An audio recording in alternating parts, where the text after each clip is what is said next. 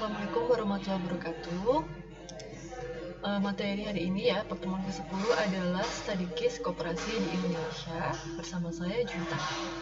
Jadi kalau misalnya dari pertemuan 1 dulu hingga pertemuan ke-9 itu materinya adalah membahas mengenai koperasi secara teori, mulai dari pembuatannya, tata cara pembuatan, kemudian mulai dari RAT, jenis-jenis dan lain sebagainya.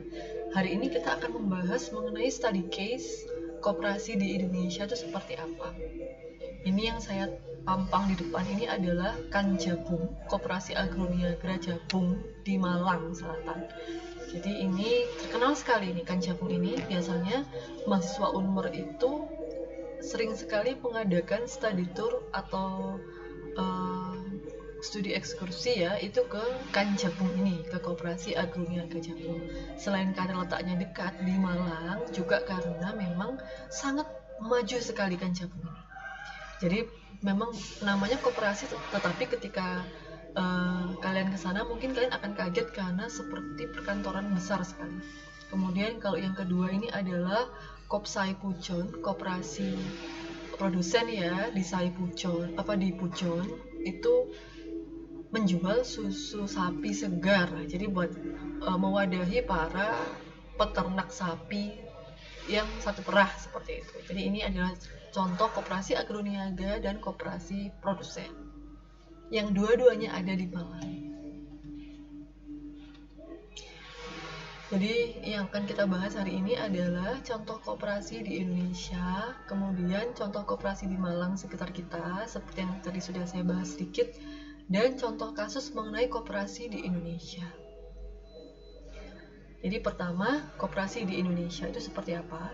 Di sini ada 3 jenis koperasi yang dikatakan sebagai koperasi terbaik oleh Menteri Koperasi kita, yaitu Pak Teten Effendi.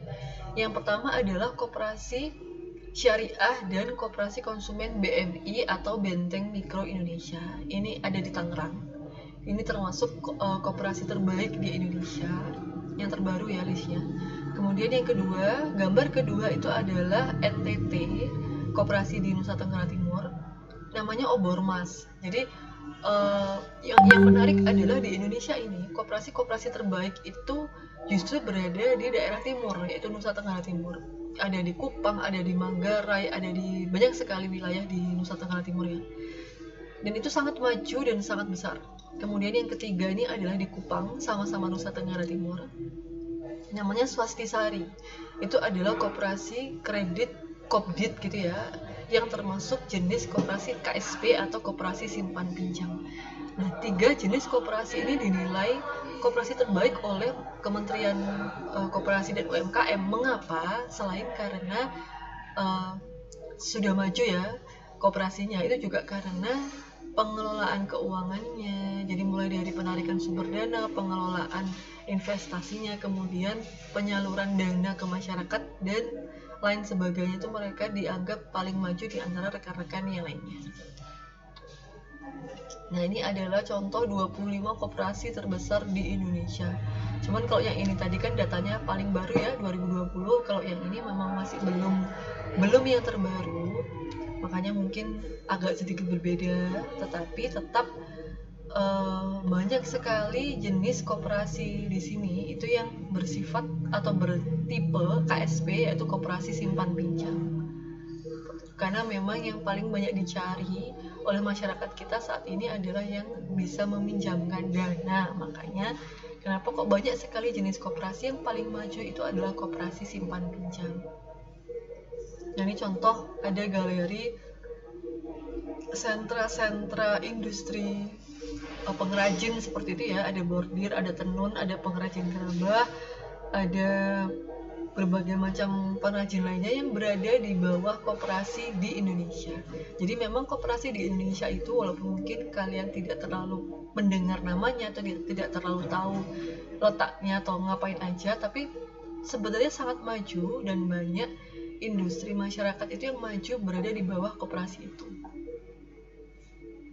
Kemudian ini ada data koperasi. Jadi mulai dari provinsi Aceh ya, mulai dari yang ujung sebelah barat kemudian hingga yang ujung sebelah timur yaitu Papua. Ini adalah jumlah koperasi, mulai dari koperasi yang aktif itu berapa, kemudian jumlah anggotanya itu berapa. Nah, di sini kita lihat ada yang di Jawa Tengah itu jumlah anggotanya mencapai 5 juta orang. Berarti kan sangat luar biasa banyak. Jadi walaupun mungkin kita tidak terlalu familiar berurusan dengan koperasi, tetapi sebetulnya koperasi di Indonesia itu sudah maju dan banyak sekali anggotanya. Kemudian bagaimana perkembangan koperasi di Indonesia selain dari kabar good news yang tadi. Jadi selain kabar baiknya koperasi semakin maju dan semakin banyak anggota, tetapi kita juga memiliki beberapa kendala. Yang pertama adalah kurangnya modal. Jadi investor itu cenderung berinvestasi kepada lembaga keuangan lain yang selain koperasi. Mengapa? Karena koperasi itu prinsipnya adalah mensejahterakan anggotanya, dan tujuannya adalah memakmurkan anggota, dan tujuannya adalah kekeluargaan seperti itu. Sedangkan para investor itu orientasinya tentu adalah profit yang sebesar-besarnya.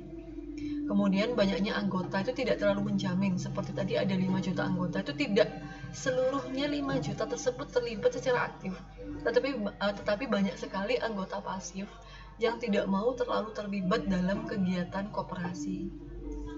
Seperti Kopkar, koperasi karyawan, itu walaupun memang ada, tetapi dan semua anggotanya adalah semua karyawan perusahaan, tapi tidak semua karyawan perusahaan terlibat dalam kegiatan koperasi. Kemudian yang kedua, peluang rendah, kemampuan memanfaatkan dan melihat peluang itu masih rendah.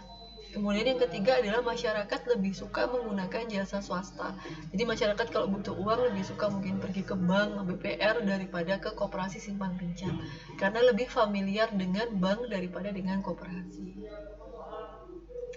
Nah, kemudian ini ada kasus yang sangat terkenal tahun ini 2020, sangat terkenal sekali dan memang mencuat baru-baru ini, yaitu kasus Indosuria. Apa itu Indosuria? Mari kita lihat. Jadi Indosuria itu kalau misalnya kalian searching ya, itu ada yang namanya Indosuria Group, di mana di bawahnya itu ada Indosuria Life, yaitu yang membawahi asuransi PT Indosuria. Kemudian ada Indosuria Securities yang lebih beroperasi kepada surat berharga. Kemudian ada Indosuria Asset Management. Nah, kemudian kalau Indosuria Group sendiri itu sebetulnya sudah lebih dari 30 tahun beroperasi di Indonesia. Tetapi yang kita bahas kali ini di kasus Indosuria itu adalah Indosuria KSP atau Indosuria Koperasi Simpan Pinjam, di mana baru berdiri atau memiliki izin badan hukumnya itu tahun 2012. Nah, jadi di sini tuh kita lihat ketika tahun 2012 hingga tahun 2012, kira-kira tentang 7 hingga 8 tahun, itu kita lihat dia itu berkembang sangat pesat seperti bank gitu ya. Jadi majunya itu tidak seperti koperasi pada umumnya, tetapi dia sangat maju, mungkin karena berada di bawah Indosuria Group gosipnya ya, sehingga mungkin masalah pendanaannya, sumber modalnya itu cenderung lancar. Dan kita lihat gedung koperasinya juga sangat megah, anggotanya sangat banyak, dewan direksi dan pengurusnya itu sangat wow sekali, seperti lembaga keuangan bank. Kemudian tahun 2020 tiba-tiba muncul masalah gagal bayar. Jadi kasus ini adalah masalah gagal bayar wan prestasi, di mana banyak nasabahnya koperasi simpan pinjam Indosuria yang menaruh deposito di koperasi tersebut, dan ketika depositonya jatuh tempo itu mau diambil nggak bisa. Bayangkan, udah bunganya nggak dibayarkan, nggak, uang aslinya itu nggak dikembalikan lagi. Bayangkan, berarti kan mereka kehilangan sangat banyak, dan cenderung rata-rata depositonya itu yang berhak mereka tarik itu adalah 2 miliar, 3 miliar. Jadi rata-rata sangat banyak jumlahnya, jadi otomatis nasabah itu sangat dirugikan. Kemudian ini kita lihat di seluruh Indonesia, KSP Indosuria itu di depan kantornya ditempeli dengan spanduk-spanduk protes seperti itu. Sama di Jalan Kawi. Di Jalan Kawi dekatnya Toko Elizabeth itu ya, di seberangnya itu ada ruko Indosuria. Di situ juga ada ditempel spanduk protes mengenai kasus tersebut. Jadi jumlah kerugian gagal bayar yang ditanggung oleh Indosuria itu sebanyak 14,6 triliun, sangat banyak sekali. Sedangkan nasabah Indosuria itu 5.700 orang, dan mayoritas nasabahnya itu memang adalah pengusaha yang ketika uangnya hilang, maka uang yang akan diputar ke usahanya pun itu akan hilang, sehingga usahanya pun akan tersendat-sendat seperti itu. Karena mengapa kok mayoritas nasabah Indosuria itu adalah pengusaha? Karena nama besar Indosuria lah sehingga menarik para nasabah besar yang bukan orang awam biasa gitu ya, karena mereka ada rasa trust atau kepercayaan terhadap Indosuria Group seperti itu. Nah, bunga yang diberikan oleh KSP Indosuria itu sangat tinggi, yaitu mencapai 9%. Seperti itu. Jadi ini adalah kronologi timeline-nya. Pertama 2018 itu sebetulnya pemerintah sudah mencium ada kejanggalan, yaitu adanya pelanggaran administratif. Kemudian tahun 2019 pemerintah, yaitu melalui surat peringatan Kemenkop, Kementerian Koperasi dan UMKM, itu sudah memberikan sanksi administratif. Kemudian tahun 2020 mencuatlah kasus ini, yaitu kasus gagal bayar, di mana pengajuan update beritanya adalah adanya pemantauan dari Kemenkop, kemudian adanya pengaduan dari nasabah, dan kemudian adanya pemblokiran oleh Kemenkop dan Kemenkumham.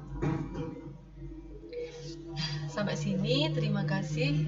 Berikut adalah penjelasan ya mengenai studi kasus koperasi di Indonesia. Dan karena tahun ini kasus yang sangat mencuat adalah kasus Indosuria ini, maka pertemuan kali ini kita membahas mengenai kasus Indosuria ini. Nah, saya harapkan kalian mau mencari tahu lebih lanjut agar mempelajari kenapa kok kejadian ini bisa terjadi. Terima kasih. Assalamualaikum warahmatullahi wabarakatuh.